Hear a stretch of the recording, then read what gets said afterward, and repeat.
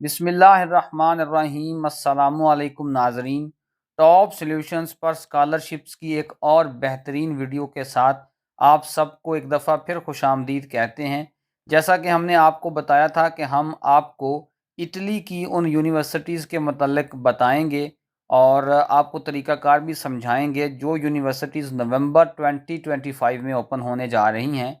उसी सिलसिले की आज हमारी ये 5वीं वीडियो है। इससे पहले 4 वीडियोज़ हम बना चुके हैं, वो आपको मेरे चैनल पर ये जो प्लेलिस्ट आपको नज़र आ रही है इटली स्कॉलरशिप्स के नाम से, वो यहाँ मिल जाएंगी। इससे पहले हम यूनिवर्सिटी ऑफ पादवा, पाविया, बरगामो और सियाना पे वीडियोज़ बना चुके हैं और हमारी जो 5वीं वीडियो है ये यूनिवर्सिटी ऑफ लाक्विला पे होने वाली है। ये भी इटली की एक बड़ी फेमस यूनिवर्सिटी है। इटली के मतलब हम आपको दोबारा दोहराते चलें कि यहाँ पर ना ही तो आइलेट्स चाहिए होता है, अक्सर आप आइलेट्स के बगैर अप्लाई कर सकते हैं। बहुत ही थोड़ी यूनिवर्सिटीज़ हैं जो आइलेट्स डिमांड करती हैं। और आज हम जिस यूनिवर्सिटी के मतलब आपको बताएंगे यानी यूनिवर्सिटी ऑफ ला कोयला, यहाँ पर तो इवन आपको इंग्लिश प्रोफिशिएंसी सर्टिफिकेट भी अपलोड करने की ज़रूरत नहीं पड़ेगी, ठीक है। और एक और ख़ुसूसियत इटालियन यूनिवर्सिटीज़ की ये है कि यहाँ एक्सेप्टेंस रेशो ठीक ठाक है। कई केसेस में तो 80% या इससे भी ज़्यादा एक्सेप्टेंस रेशो है। और यहाँ पर जब आपका एडमिशन हो जाता है तो इस बात के अमकानात जो हैं वो कवी होते हैं, 90% से भी ज़्यादा होते हैं कि आपको स्कॉलरशिप मिल ही जाएगा। अगर आपकी जीपीए अच्छी है तो मेरिट बेस्ड, नहीं तो नीड बेस्ड, ठीक है। 2-4 डॉक्यूमेंट आपने अटैच करने होते हैं, साथ इकोनॉमिक और फाइनेंशियल जो आपकी इंस्टेबिलिटी है उससे रिलेटेड, उस फाइनेंशियल सिचुएशन से रिलेटेड कि मैं माली तौर पर इस काबिल नहीं हूँ कि फ़ीस वगैरह को मैं अफोर्ड कर सकूँ, तो आपको स्कॉलरशिप मिल ही जाता है। वीडियो शुरू करने से पहले आप सबसे एक छोटी सी रिक्वेस्ट है कि अगर आप इस चैनल पर नए हैं तो इसे सब्सक्राइब ज़रूर कर लीजिएगा। वीडियो अच्छी लगे तो इसे लाइक भी कर दिया करें, दोस्तों के साथ शेयर भी कर दिया करें।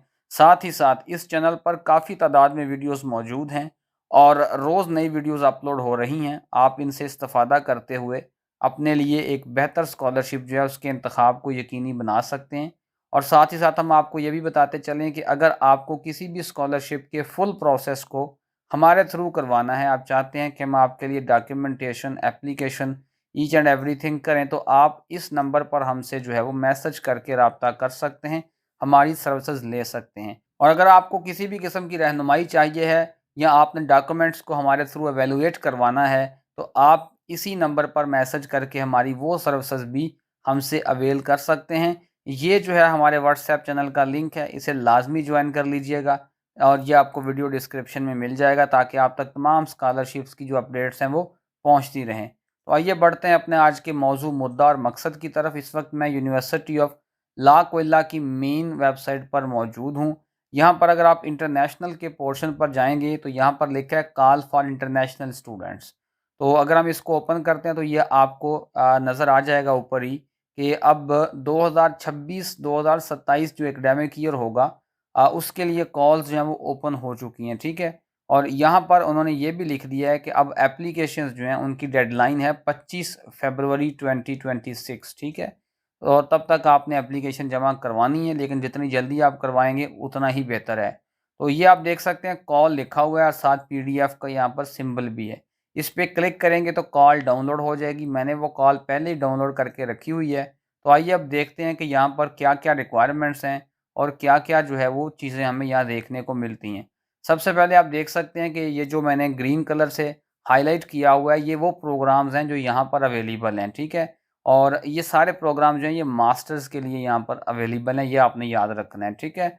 यानी ये हम मास्टर्स के लिए वीडियो बना रहे हैं, यहाँ पर बैचलर के ऊपर हम जो है वो वीडियो नहीं कर रहे। तो यहाँ पर आप देख सकते हैं कि structural and construction engineering, infrastructure engineering, control systems and automation engineering, applied data science, computer systems engineering, mathematics, telecommunication engineering, neuro sciences, atmospheric science and technology for metrology and climate, ठीक है, और फिज़िक्स। ये यहाँ पर field available हैं काफ़ी लोग। अगर आपका इनमें से कोई भी फ़ील्ड है तो आप यहाँ पर अप्लाई कर सकते हैं। एडमिशन की जो रिक्वायरमेंट्स हैं वो देख लेते हैं। सबसे पहले आपके पास एक यूनिवर्सिटी की डिग्री होनी चाहिए, ठीक है। और वो डिग्री जो है वो आपके पास ऐसे अदारे की हो जो इटालियन एजुकेशन सिस्टम का हिस्सा नहीं है, मतलब इटली से बाहर हो। और कम अज़ कम 3 साल तक आपने बैचलर की डिग्री पढ़ी हो। आप जानते हैं पाकिस्तान में 4 साल तक बैचलर की डिग्री जो है वो करवाई जाती है, तो ये कोई मसला नहीं है। उसके बाद अक्सर बच्चे ये पूछते हैं कि हमारे पास अभी डिग्री नहीं आई, हमारा अभी आखिरी सेमेस्टर है या हम 7 सेमेस्टर में हैं, तो क्या हम अप्लाई कर सकते हैं? तो देखिए, उन्होंने रूल ये दे दिया है कि आपके पास आपकी डिग्री 15 अगस्त 2026 तक आ जानी चाहिए, तो फिर आप अप्लाई कर सकते हैं। अब आप अपना हिसाब देख लीजिएगा, तो आपके लिए काम आसान हो गया है कि अगर आप इस मय्यार पे पूरा उतरते हैं, ये 15 अगस्त वाले के ऊपर कि आपको तब तक डिग्री मिल जाएगी, तो फिर आपको अप्लाई करने में कोई ममानियत नहीं है। उसके बाद आपके पास जो अंग्रेज़ी है उसका एक अच्छा इल्म होना चाहिए, और B2 लेवल आपकी इंग्लिश का होना चाहिए, ठीक है? इसका इज़हार कैसे होगा हम आगे आपको बता देते हैं। उसके बाद एप्लीकेशन का प्रोसीजर और डेडलाइन है। एप्लीकेशंस ऑनलाइन सबमिट होंगी, ये आप ग्रीन कलर में हाइलाइटेड टेक्स्ट देख सकते हैं, ठीक है? और ये जो येलो कलर से हाइलाइटेड टेक्स्ट है, इसमें आप देख सकते हैं कि ये लिंक दिया हुआ है, ठीक है? मैं अभी आपको दिखा भी देता हूँ। पहले मैं आपको दिखा ही देता हूँ कि ये सबमिट होगी कहाँ पर, ठीक है? ये देखें, जहाँ पर हम कॉल वाले इस पेज पर है ना, यहाँ पर नीचे लिखा हुआ है एप्लीकेशन, ठीक है? इस पे आप क्लिक करेंगे ना, तो एक नया आपके पास पेज ओपन हो जाएगा। वो ये पेज है, ठीक है? ये वाला। यहाँ पर लिखा हुआ है मैनेज योर एप्लीकेशंस, ठीक है? तो यहाँ पर आपने क्लिक करना है और आगे फिर आप लॉगिन करेंगे। पहले ज़ाहिर-सी बात है, आपका अकाउंट नहीं होगा तो आप रजिस्टर करेंगे। रजिस्टर करने के बाद जो है वो आप फिर आगे लॉगिन करेंगे, और फिर जैसा कि मेरा मतलब यहाँ पहले अकाउंट है, लॉगिन करने के बाद फिर सारा आगे जो एक प्रोसेस है, वो आपने सारा करना है, ठीक है? जैसा कि मैंने ऑलरेडी यहाँ पर एक एप्लीकेशन जो है वो कर रखी है। तो अगर मैं फॉर एग्ज़ाम्पल इसको एडिट करता हूँ, तो मुझे ये सारे फॉर्म्स दोबारा एडिट करने पड़ेंगे, ठीक है? तो बहरहाल ये सारी चीज़ें आपने ज़हन में रख लेनी है। उसके बाद आ गया जी, आप 25 फरवरी 2026 तक आप यहाँ अप्लाई कर सकते हैं, और आप जो है एक ही एप्लीकेशन दे सकते हैं, ठीक है? और आप एक एप्लीकेशन में अलबत्ता 2 फ़ील्ड जो हैं उनको चुन सकते हैं, इसमें कोई ममानियत नहीं है। और इसके लिए जो आपको एक ईमेल एड्रेस चाहिए होगा, ज़ाहिर बात है ईमेल एड्रेस के बगैर आप सिस्टम में रजिस्टर जो है वो नहीं हो सकते, ठीक है? उसके बाद जी नेक्स्ट आ गया कि कैंडिडेट जो है उनके पास मतलब कैंडिडेट्स के पास क्या-क्या डॉक्यूमेंट्स होने चाहिए, जो आपके सवालात होते हैं कि सर डॉक्यूमेंट कौन-कौन से आपके पास जो है वो होने चाहिए। तो यहाँ पर आप देख सकते हैं, और एक बात और, यहाँ पर उन्होंने ये नहीं मेंशन किया हुआ कि जीपीए की कोई बैरियर है, यानी फ़लाँ जीपीए वाले अप्लाई कर सकते हैं, फ़लाँ जीपीए वाले नहीं कर सकते, ठीक है? बहरहाल जीपीए जितनी अच्छी होगी उतना ही बेहतर है, लेकिन चूँकि इनका एक्सेप्टेंस रेशो बड़ा ज़बरदस्त है इटालियन यूनिवर्सिटीज़ का, तो आप अगर कम आपकी सीजीपीए भी है, तो फिर भी यहाँ पर आपके चांसेस ठीक-ठाक होते हैं, ठीक है? इसमें फ़िक्रमंद होने की ज़रूरत नहीं है। अच्छे से अप्लाई करें, सही तरीके से अच्छे डॉक्यूमेंट अटैच करें, तो आपका चांस जो है वो काफ़ी तगड़ा होता है यहाँ पर। सबसे पहले आपके पास एक सीवी होनी चाहिए, सीवी यूरोपास में होनी चाहिए। मैं बार-बार अपनी वीडियोज़ में बता चुका हूँ कि देखें, अगर आप यूरोपास में सीवी नहीं लेके जाते, तो आपको दुनिया के अंदर अब एक संजीदा कैंडिडेट तस्वुर ही नहीं किया जाता, क्योंकि ये सबसे ज़्यादा वाइडली एक्सेप्टेड फॉर्मेट है।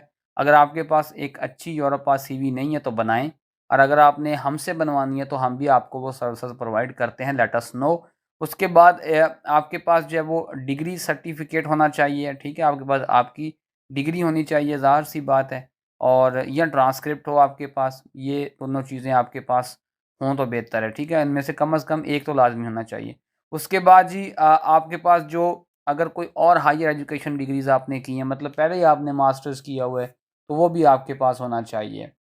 उसके बाद आपके पास कोर्स डिस्क्रिप्शन होनी चाहिए। कोर्स डिस्क्रिप्शन कि आपने कौन-कौन से कोर्सेज़ पढ़े हैं अपनी डिग्री के दौरान, बैचलर डिग्री के दौरान, वो भी आपके पास होने चाहिए, ठीक है? अगर आपके पास वो नहीं है, कोर्स आउटलाइन नहीं है, तो फिर ये अटैचमेंट 1 लिखा हुआ है। ये एक फॉर्म होता है, इसको फिल करके आप अपलोड करेंगे, ठीक है?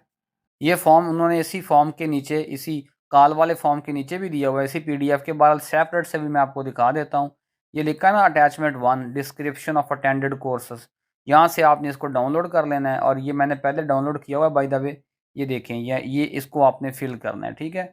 इसमें आपने अपने कोर्सेज़ के मुतालिक जो है वो बताना है, ठीक है? उसके बाद जी हम चलते हैं दोबारा कॉल पे। उसके बाद आपके पास ए लेटर ऑफ इंटेंट होना चाहिए, जिसको मोटिवेशन लेटर भी कहते हैं। और आगे उन्होंने ये सारा बयान भी किया हुआ है कि इसके अंदर जो कैंडिडेट ने क्या-क्या चीज़ें मेंशन करनी है, ठीक है? उसके बाद आपके पास 2 रेफ़रेंस लेटर्स होने चाहिए, मैक्सिमम 2, ठीक है, इससे ज़्यादा ज़रूरी नहीं है। ठीक है, ये रेफरेंस लेटर्स जो कि आप जानते हैं प्रोफेसर हजरात से बनवाए जाते हैं, रिकमेंडेशन लेटर्स जो पाकिस्तान में जिन्होंने आपको पढ़ाया होता है। Proof of English language proficiency, और ये नीचे लिखा भी हुआ है कि एक तो 4 साल से पुराना नहीं होना चाहिए, ठीक है, आपका सर्टिफिकेट। ये ना हो आप इंग्लिश प्रोफिशिएंसी सर्टिफिकेट 4 साल पुराना लेके चले जाएँ, वो एक्सेप्टेबल नहीं है। तो यहाँ पर ये भी लिखा है कि वो कैंडिडेट्स, ये जो येलो कलर से हाइलाइटेड टेक्स्ट है, जिनकी लैंग्वेज ऑफ इंस्ट्रक्शन जो थी वो अंग्रेज़ी थी, ठीक है जी, कम से कम 1 साल के लिए। तो मैंने तो बताया कि आपके लिए तो यहाँ पर पाकिस्तान में तो मतलब एफएससी भी इंग्लिश में होती है और बैचलर की सारी डिग्री इंग्लिश में होती है, तो हम तो ऑलमोस्ट 6 साल तो लाज़मी इंग्लिश में पढ़ के आते हैं, ठीक है, मास्टर्स तक आते-आते। तो फिर आप जो है वो आपको कुछ भी देने की ज़रूरत नहीं है, ठीक है। आपने क्या करना है, मे सिंपली डिक्लेयर इट, आप सिंपली डिक्लेयर कर देंगे, आप सिर्फ़ ये बता देंगे कि जी मेरी इंग्लिश लैंग्वेज थी अपनी स्टडी के दौरान, तो आपको कुछ भी अपलोड नहीं करना, प्रोफिशिएंसी सर्टिफिकेट भी अपलोड नहीं करना, ठीक है। तो copy of an identity document valid in Italy, Italy में एक ऐसा डॉक्यूमेंट आपने अपलोड करना है जो इटली में वैलिड हो। इटली में कौन सा डॉक्यूमेंट वैलिड होगा, पाकिस्तान का आईडी कार्ड तो वैलिड नहीं होगा, वहाँ पर वैलिड होगा पासपोर्ट, ठीक है, ग्रीन पासपोर्ट हमारा पाकिस्तान का, तो वो आपने अपलोड करना है। हाँ, ये है कि अगर आपके पास अभी पासपोर्ट नहीं है या आपने रिन्यूअल के लिए दिया हुआ है, एक्सपायर हुआ है, तो आप उसको भी अपलोड कर सकते हैं। अगर आपने बनने के लिए दिया हुआ है तो आपके पास टोकन आईडी होगी, वो आप टोकन नंबर उसकी तस्वीर लेके वो जो आपको आपको टोकन मिलता है वो आप अपलोड कर सकते हैं, टोकन आईडी लिख सकते हैं। तो मतलब ये वो मार्जिन देते हैं, लेकिन फिर आपने 15 अगस्त 2026 तक ये लाज़मी जो है उनको प्रोवाइड करना है, ठीक है। ये ईमेल एड्रेस भी दिया हुआ है ये वाला, इस पे आपने उसको भेजना है। और उसके बाद ये 20 यूरोज़ जो हैं वो यहाँ पर आपको एप्लीकेशन फ़ी की मद में भी देने पड़ेंगे, और इसके बगैर आपकी एप्लीकेशन आगे फॉरवर्ड जो है वो नहीं होगी। तो अब तक हमने जितनी यूनिवर्सिटीज़ के ऊपर वीडियोज़ बनाई हैं उनमें सबसे कम इसी की फ़ी है।